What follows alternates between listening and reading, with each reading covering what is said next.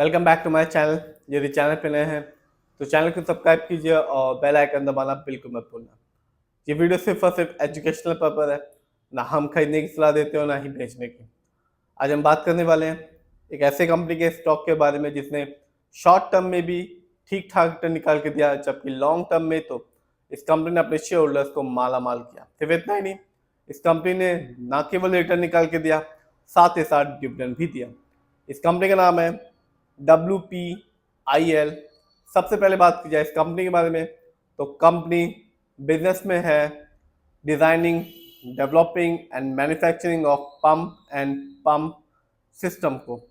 और आज के दिन यदि हम देखें, मार्केट बंद है आज के दिन 3 अगस्त 2025 को। इस कंपनी का शेयर प्राइस है 505 रुपये। बात की जाए शॉर्ट टर्म की यानी कि 7 दिन की, तो 7 दिन में इस कंपनी ने अपने शेयर होल्डर्स को 20% रिटर्न निकाल के दिया। जी हाँ, ठीक ठाक रिटर्न कहा जाएगा 7 दिन में 20% का। बात की जाए लॉन्ग टर्म की यानी कि 2024 की, तो इस कंपनी ने अपने शेयर होल्डर्स को मामूली से रिटर्न निकाल के दिया 1.27% का।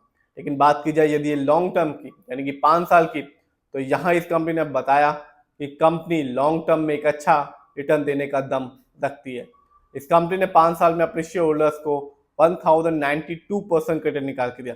यानी कि आज से ठीक 5 साल पहले इस कंपनी का शेयर प्राइस था 42 रुपीज 28 पैसे, जो आज के दिन यदि आप खरीदने जाते हैं तो आपको मिलेगा 505 रुपए का।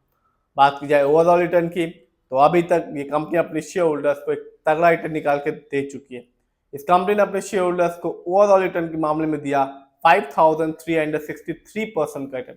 यानी कि 2002 में इस कंपनी का शेयर प्राइस था 9 रुपये 25 पैसे, जो आज के दिन बढ़कर हो चुका है 2025 में 505 रुपये। तो यही पावर होती है स्टॉक मार्केट की कि वो धीमे धीमे बढ़ता है और लॉन्ग टर्म में एक अच्छा खासा रिटर्न निकाल के देता है।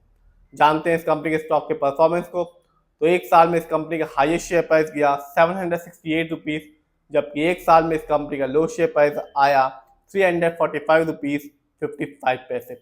बात की जाए इस कंपनी कुछ इवेंट्स की, तो ना केवल कंपनी ने अपने शेयर होल्डर्स को एक अच्छा खासा रिटर्न निकाल के दिया, साथ ही साथ इस कंपनी ने अपने शेयर होल्डर्स को इस साल डिविडेंड भी दिया। तो कंपनी दोनों तरफ से अपने शेयर होल्डर्स को एक अच्छा खासा बेनिफिट कर रही है, रिटर्न भी दे रही है लॉन्ग टर्म में और डिविडेंड भी दे रही है। तो जिस भी शेयर होल्डर्स के पास इस कंपनी की शेयर की एक अच्छी खासी क्वांटिटी होगी, मान लीजिए 50,000, तो उसको यदि 2 रुपए के हिसाब से भी डिविडेंड मिला तो उसको अमाउंट मिला 1 लाख रुपए का। बात की जाए इस कंपनी के फंडामेंटल्स की, तो मार्केट कैप है 4936 करोड़।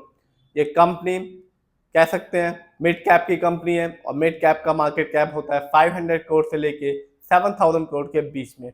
बात की जाए इस कंपनी के पीबी रेशियो की, तो कंपनी का पीबी रेशियो है 3.60। शेयर मार्केट में किसी भी कंपनी का पीबी रेशियो अच्छा कहलाता है, 1 या तो बिलो 3। बात की जाए इस कंपनी के इंडस्ट्री पी की, तो कंपनी का इंडस्ट्री पी है 25.03। शेयर मार्केट में किसी भी कंपनी का इंडस्ट्री पी अच्छा होता है 20 से लेके 25 के बीच में।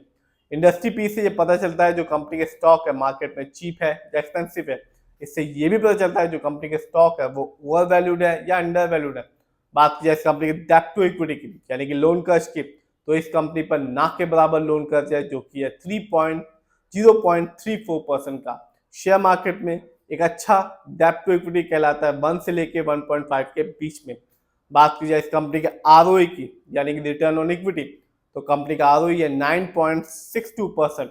शेयर मार्केट में किसी भी कंपनी का आरओई अच्छा होता है 15% से लेके 20% के बीच में। आरओई का मतलब होता है जो पैसा हमने यानी कि शेयर होल्डर ने कंपनी को दिया है, कंपनी ने उसका सही से इस्तेमाल किया भी है या नहीं। जब भी किसी कंपनी का आरओई हाई होता है, पॉजिटिव होता है, तो साफ बताता है कि कंपनी ने हमारे पैसे को सही जगह ढंग से इस्तेमाल किया है, जिससे एक शेयर होल्डर्स को लॉन्ग टर्म में एक अच्छा खासा रिटर्न देखने को मिलता है। और जब भी किसी कंपनी का आरओई कम होता है, नेगेटिव होता है, तो साफ बताता है कि कंपनी ने हमारे पैसे को सही जगह इस्तेमाल नहीं किया, जिससे लॉन्ग टर्म में रिटर्न पाने की संभावना कम हो जाती है। बात की जाए इस कंपनी के ईपीएस टीटीएम की, तो वो है 13.52। शेयर मार्केट में किसी भी कंपनी का ईपीएस टीटीएम अच्छा कहलाता है 80 और से ज्यादा का। Earning per share trailing 12 month का मतलब होता है कि कंपनी ने लास्ट 12 मंथ में कुछ कमाया भी या नहीं। बात की जाए इस कंपनी के डिविडेंड यील्ड की, तो वो है 0.40%। शेयर मार्केट में किसी भी कंपनी का डिविडेंड यील्ड अच्छा कहलाता है 2% से लेके 6% के बीच में हाई डिविडेंड यील्ड अच्छा होता है, जो एक इंडिकेट करता है एक शेयर होल्डर्स को कि इस कंपनी का स्टॉक अपने पोर्टफोलियो में ऐड करना चाहिए। बात की जाए इस कंपनी की फाइनेंशियल कंडीशन की, यदि हम देखें तो कंपनी ने रेवेन्यू के मामले में मार्च क्वार्टर में अर्न किया 578 करोड़, जबकि ईयरली बात करें तो 2025 में इस कंपनी का रेवेन्यू रहा 1844 करोड़। बात की जाए प्रॉफिट की तो कंपनी ने मार्च क्वार्टर में कोई भी प्रॉफिट अर्न नहीं किया, कंपनी को लॉस उठाना पड़ा -23.72% का, जबकि 2025 में देखें तो इस कंपनी का प्रॉफिट अभी तक रहा 126 करोड़। बात की जाए इस कंपनी की नेटवर्थ की तो 2025 में इस कंपनी का नेटवर्थ रहा 1675 करोड़।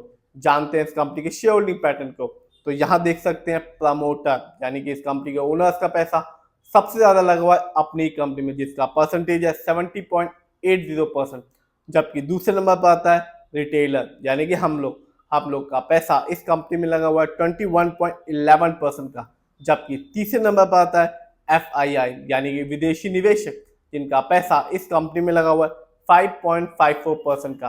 तो एक कंपनी ना केवल शॉर्ट टर्म में एक अच्छा खासा रिटर्न निकाल के दिया, 5 साल में तो इस कंपनी ने अपने शेयर होल्डर्स को मालामाल ही कर दिया, और अभी ही 2025 में इस कंपनी ने डिविडेंड भी दिया हर एक शेयर के बदले में 2 रुपए का। तो कंपनी शॉर्ट टर्म और लॉन्ग टर्म दोनों में ही अपने शेयर होल्डर्स को एक अच्छा खासा रिटर्न निकाल के दे रही है। फिर भी जिस भी कंपनी के शेयर में इन्वेस्ट करें, खुद रिसर्च करें, एनालाइज करें, अपने फाइनेंशियल एडवाइजर की राय लें।